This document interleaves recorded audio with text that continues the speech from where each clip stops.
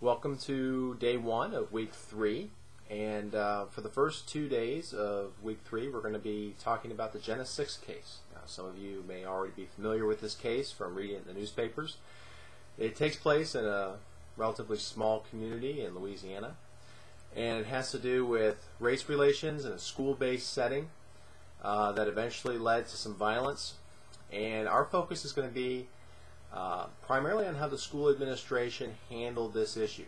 So you have a few materials to look at that are available in hot links on the website. So you'll be able to look at a summary of what happened in Jenna. You'll also be able to look at a timeline that was put together by a local newspaper, so you can quickly see some of the facts and when they and turn of events and when they happened in relation to each other. And then I've also put together a hot link that leads you to an NPR website with some additional resources to sort of round out your understanding of what happened with the case. And also, you should feel free to explore further, although it's not necessary, I don't think. But if you'd like to explore further other resources, there's plenty to look at, both in research papers and newspapers and on the internet. Just be aware that, contrary to popular belief, not everything you see on the internet is true. So look at your sources and be thoughtful about that. There's a lot written about this case.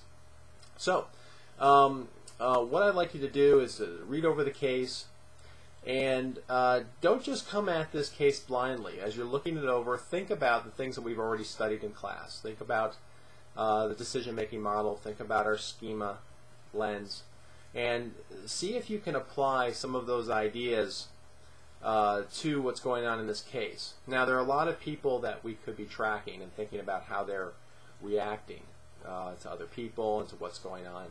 But I'd like your focus to be on the administration right now. So, as always, as you're looking through it, don't just try to think about what they did and what they should have done, and that's important.